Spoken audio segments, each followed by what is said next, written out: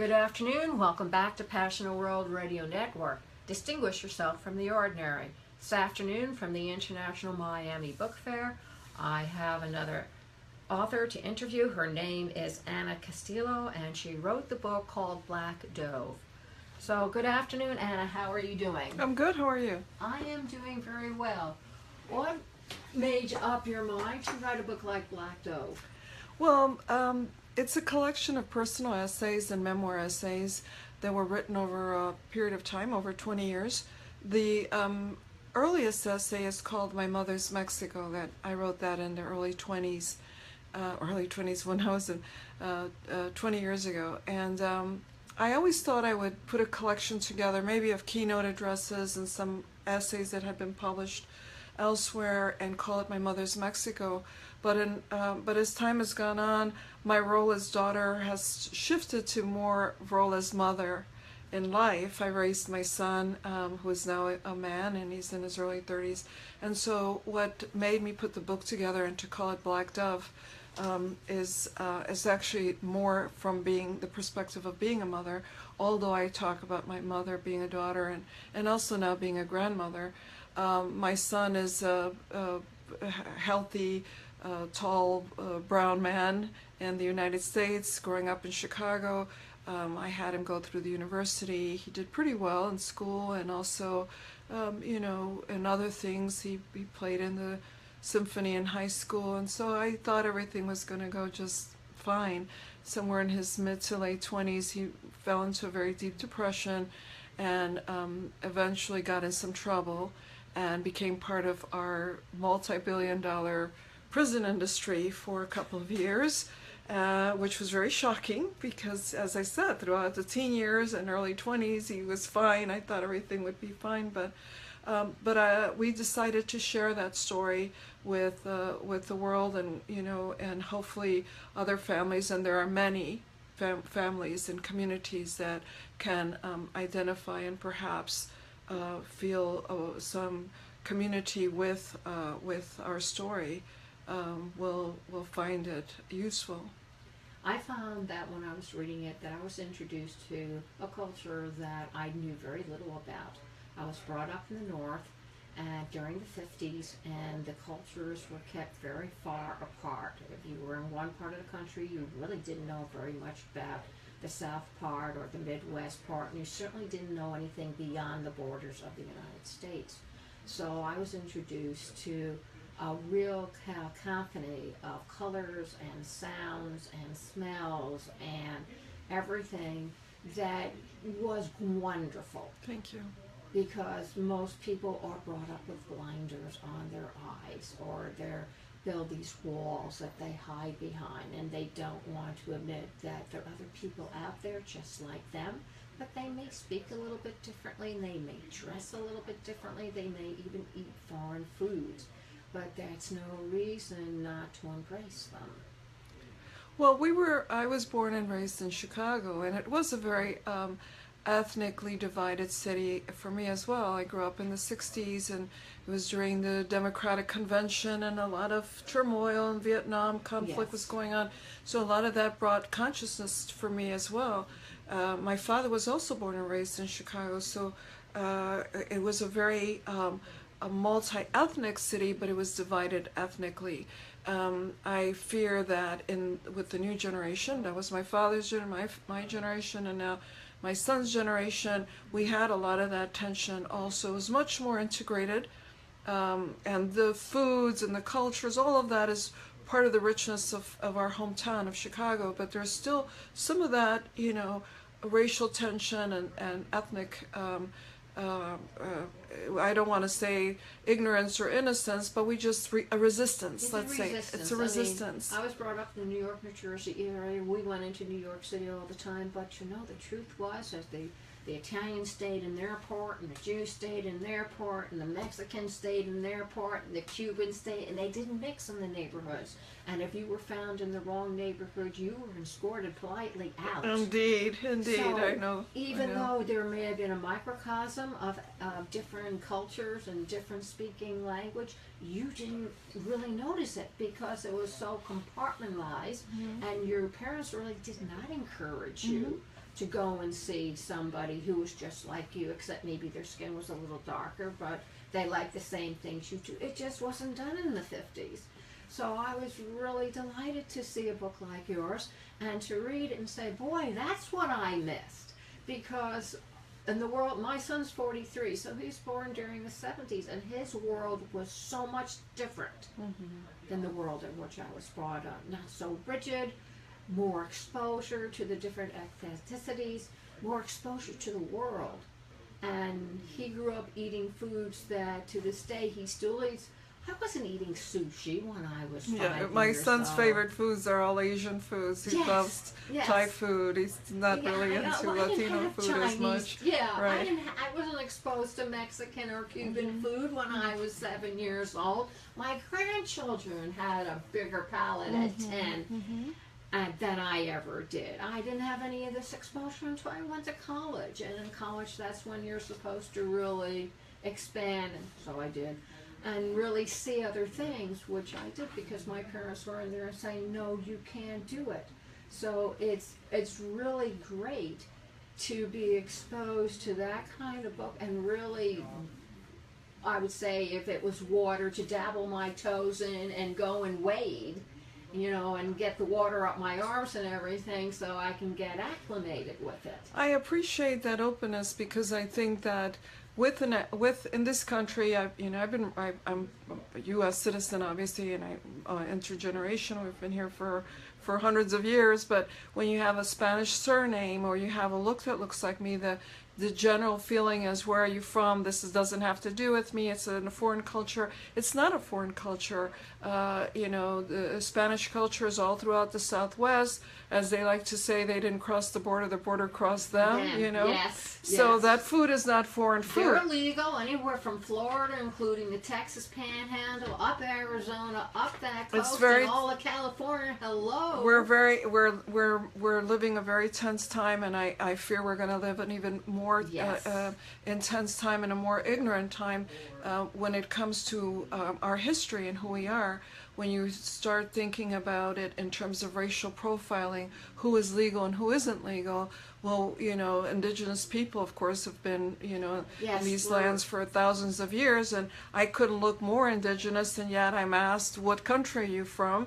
And these are things that we're really going to have to be strong and face and stand together as a nation, as an American people, and not allow that to happen to our brothers and sisters. It doesn't matter if I am legal, I don't like it happening to anybody. It doesn't matter if I'm light-skinned or dark-skinned, it doesn't matter. It shouldn't happen in this country to anybody. No. When we were living down in Houston, Texas, the man I married had Native American Indian blood, so my son was very dark-skinned, and he came home a couple of times with his face cleated.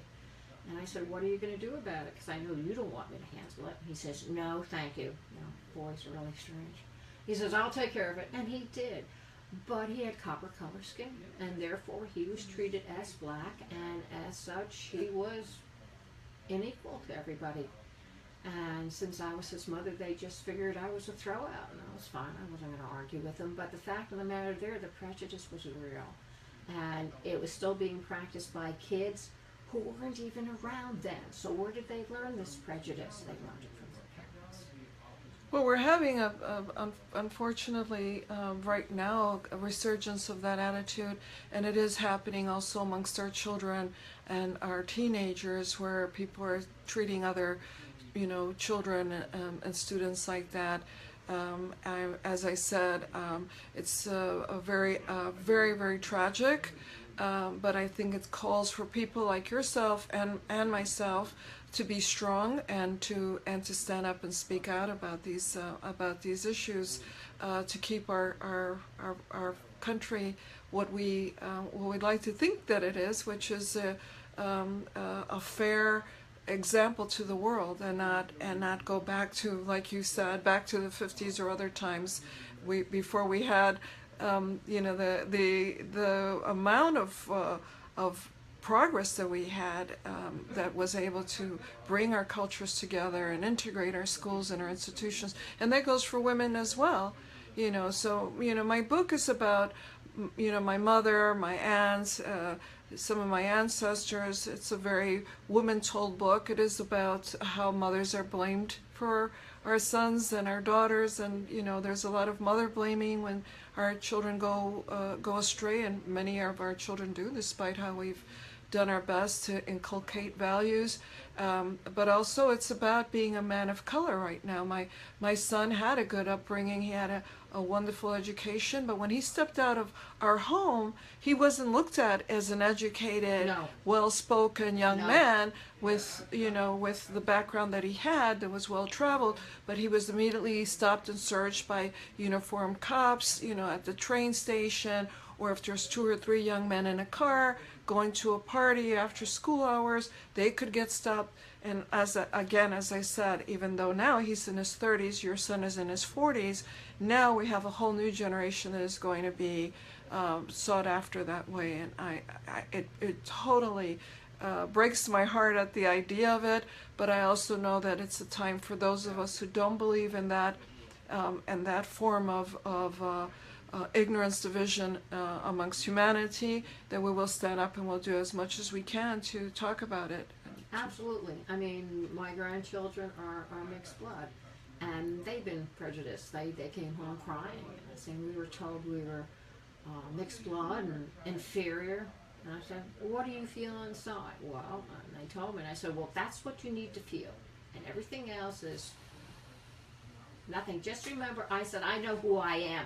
Who are you? And they said, you're Grandma. And I said, that's right. And I said, who are you? I'm Pearl. I'm Lily. And I said, that's who you are. And unless you give it away, that's who you'll always be. Mm-hmm. Don't forget that. And now they're okay. But when they first started school, it was awful. And they did not know how to protect themselves. And my son said, it didn't occur to me that I would have to teach them to protect themselves that way. And I said, oh, Ben, come on, I'm your grandmother. I'm your mother. And I still remember how you were treated at school. Did you forget already? I've been writing for a long time, for almost 4 decades, poetry and fiction. It's not a storytelling. This is my first book of nonfiction, personal writing. Not my first book of nonfiction, sorry, but it is my first personal essays book. And so it's also told from the perspective of being a writer. So I think a lot of my experience as a poet and as a novelist also go into the storytelling and telling many other stories along the way that I hope that readers will also appreciate. And yes, my wonderful aunt who had a gift for life, and who also is one of the best cooks I've ever met, and some of the stories with her and her husband. So it's not even though we are bilingual, even though we are not part of mainstream, our stories about our foods, our kitchens, our children, our loves, our ways to love various people in our lives, from husband to lover to son and daughter, I think is something that if people are open to it, readers that are not familiar with my other books or my work would be interested in reading about those journeys. I bet they would. So do you plan on continuing by writing more books like BlackDove, or are you heading in an opposite direction? I've been thinking about that this may be a time for me to sit down and write about writing. I've published numerous novels. I started out as a poet, critical essays, journalism, personal essays, plays. I've enjoyed a long, wonderful career. My books are used in universities throughout this country and also in other countries and translated. And the idea of writing a personal memoir or personal essays was so intimidating for me to reveal myself even more so than as a poet. So I might do that. I kind of, once you get the bug and you think like, oh, I can do this now. So I might do that. But I'm thinking about writing a book about writing the various genres, since I've approached so many, or maybe all of them, and all my books are still in print. And as I said, they enjoy their separate lives in different departments and different academies. I think that maybe I can sit down and share that with people who are also have the writing bug and want to know how do you get started, and what things do I need to know to approach short story versus is it a novel, You know, will it be a poem? Is it going to be an essay? Should I write an editorial? Is it more of that? If this is the way I'm thinking. And I've answered those questions for many, many years at all my Q&As. So I thought maybe I'll just take a list of the questions that are most commonly asked, and I think of many writers, and talk about how I've approached them over the years. So it in the immediate sense, maybe that, but I must say that the memoir bug did attach itself to me. So I might try that again. You may want to try the memoir book because I think you have a real flow of words that are very sincere, and yet they paint a very brilliant picture. And when I read your book, it was a symphony playing your pictures. Thank you. And you're very much welcome. Because to me, it contained his own type of Mexican music, and that is something that's rare. When people write books, I like to see their books become three-dimensional, and that they have their own lives. Yes, they were created by you, but if they're really good characters and you've done a good job, they spin off as themselves. And they have their own lives and their own desires and everything else. And to me, that's what makes somebody a really good writer, because they really know how to use the language in such a way that expresses not only what's within them, but what their character should also contain with surrounding them. And that's as I would say, it's a neat trick. Thank you. And not many authors can pull it off. Thank you. It's funny you should call it Mexican music, because BlackDove is actually the translation of a very famous Mexican ballad called Paloma Negra. It's a song about a lover lamenting that his or her lover has gone off on their own. And it's a song that my mother, may she rest in peace, sang when I was leaving home as a girl, ready to go start my life. And I apply it in the book also for my son as a black dove. There's a lot of affection and history with Mexican indigenous culture, with the dove, with the gentleness, with the associations that we know that come with it, but also when we say black dove versus, it's almost like a black sheep, but with more affection. Yes. And that's something that's wonderful, because even in the American culture, we have our own legends and we have this and that, but we don't go very far into the history of a family that grows up and then exposes themselves. And it's very difficult to say, even in a book, I'm going to open myself up so you can see into my soul. Well, I was teaching memoir to the general public for about 5 years before I decided to reveal my own soul. I decided to walk my talk. It's what I show people in a memoir writing workshop, which is a memoir. The theme, a lot of people wonder, what's the subject of a memoir if I'm going to do a memoir versus an autobiography. And I always say that the memoir is something that's tugging at your soul, at your heart. It's a mystery, it's a conundrum. Sometimes it's a family mystery, sometimes it's one that's personal to your own life's journey, and you may never find the answer to it. Really, the writing in the memoir is the purpose of writing the memoir. So I took all of the things that I've been showing for several years and applied myself to that, and I have to say it really surprised me that I was willing to go to those places. But once you get started, you have to be honest. In a memoir, you have to be honest. And so once I started going in that direction, the only thing I had to do was ask my son as far as telling his story and showing him the work. And of course, I had his approval. We discussed everything. There's some work of his in there as well. Some of his letters, an essay by him is in the book, so you hear his voice. So I think on different levels, the story as a memoir may connect with people. As a mother and a son, we don't have that much, I don't think, to read about. Don't. It's like our civilization is ashamed of the association between a mother and a son, and that it's the mother's place to teach and it's the son to become independent of their mother, and that if a son says to his mother, I love you, that makes him less of a man. And I told my son, no. But a lot of men who are boys are taught that. Well, we hear also about mother and daughter relationships, Yes. but absolutely. And I did mention at some point when my son was incarcerated that I began to make an association with Odysseus, with Homer, and the journey that Homer took away from home. It was like sort of grandiose because my son, of course, was not a king or a hero, but these are the mythologies, these are the examples that we have, and how the mother,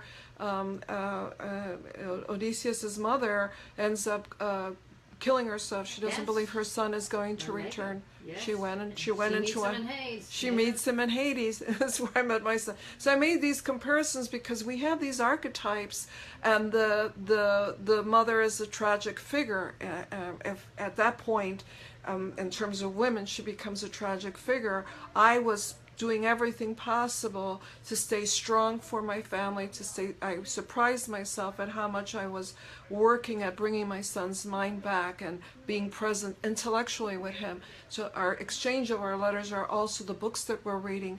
He read Homer when he was 16, so we have these exchanges. So I think there's a bit of a shift that might surprise people too. The stereotypes about what you just said, I completely agree with that, but I'm also a college professor, and I came to this world loving books, and so I brought that to my son, and I think that he didn't get this from his father, he got this from me, he got his Yes. direction from me in that sense. So I think there's different levels that if people move past the stereotype of women or mothers and sons or brown people or Chicanos, Mexicans, Latinos, whatever it is that they feel that story is not for me, they might find something in our accounts that will speak to them. Well, I think they need to first step up and admit to themselves who they are. Because if you look at our language is a dumping ground for practically every language out there on the planet. I don't think there's any two words that are truly all-American. If they're not Spanish, they're French. If they're not French, they're Dutch. If they're not Dutch, it's German. If it isn't German, it's something from the English, the British English. And that's what we are as a people. We're a melting pot of everything and everyone who didn't belong in the old world. But unfortunately, a lot of people don't recognize that. They don't see that. They don't make those connections. Well, I do. And it's my job to keep reminding people that Thank you. they are who they are, and to deny that part of them is to deny part of their soul. That is their heritage. For better or for worse, guys, that's who you are. Get over it and deal with it. Or deal with it and get over it. I always get those two mixed up. But the thing is, I know who I am, and I know you know who you are. And you wouldn't be you because you're an accumulation of many centuries of people to become finally who you are. And I'm the same way. But I think what it is that our present civilization does not want to be reminded of where they come from. They just think they come fully sprung out of a seashell. Here they are, and they don't believe that our history is intermingled. And of course, in the end, we're just one. Well, unfortunately, I think there's people right now that are getting wound up by a nationalist view, and that nationalist view with the newly elected government that's coming in is not about ethnicity or a heritage. That nationalism says, this is my place, my country, everybody else out. Yes. I don't like the way you look, out. So it doesn't have anything to do with No. the historical context or making connections with the world. Well, in 2 years, if he doesn't get his act together, he'll be out too. Well, from your lips to the God's ears. Hey, I try my best. Thank you. I wasn't happy about the other choice either, but if you have to choose between two evils, well, and besides, I know her a lot better. I know Donald Trump, and I grew up in New York, and he had quite a bad reputation then, and his father had a worse reputation, so it's not like it's gotten any better. So, could you please tell everybody where they can find you on the World Wide Web and where they can find you, period? Well, Ana Castillo is Anacastillo. It's Ana with one N. Ana Castillo. If you go on to Google and you say Ana Castillo, that's me that comes up. You can get my books on Amazon, or hopefully if you have a favorite bookstore locally, go there and check it out. I've got a lot of other books besides BlackDove. But just putting my name in. I do have a website, which is anacastillo.com. I'm normally on Facebook as Ana Castillo. It's my picture in the profile, since it's not a very unusual name, but I kept it pretty simple with just the Ana. So I don't think it would be hard to find me or find my Look for books. the Good book reads. cover. It says BlackDove, and you can Yes. find it And on it has Amazon, my face on and the it has co- your my face face on on the it. cover. I recommend it highly. Thank You should read it, and not just read it, but go through it 2 or 3 times. Yes, I read her book more than once. Sue me. All right. Do you have Thank any you. words of wisdom to share with our? Well, company? for those who feel as we do this, as we approach a new year and a new administration, I wish everyone to stay strong and stay unified. Yes. Count your blessings. Thank you. You're welcome. Thank you all very much for listening to Ana Castillo, who wrote the book BlackDove. And you can hear, or see for that matter, her video live on Facebook Live over at facebook.com/groups/PWR Talk Network, facebook.com/PWR Network LLC, twitter.com/@Cauldwell CAULDWELL, at https://passionateworldradionetwork.com. And remember, distinguish yourself from the ordinary.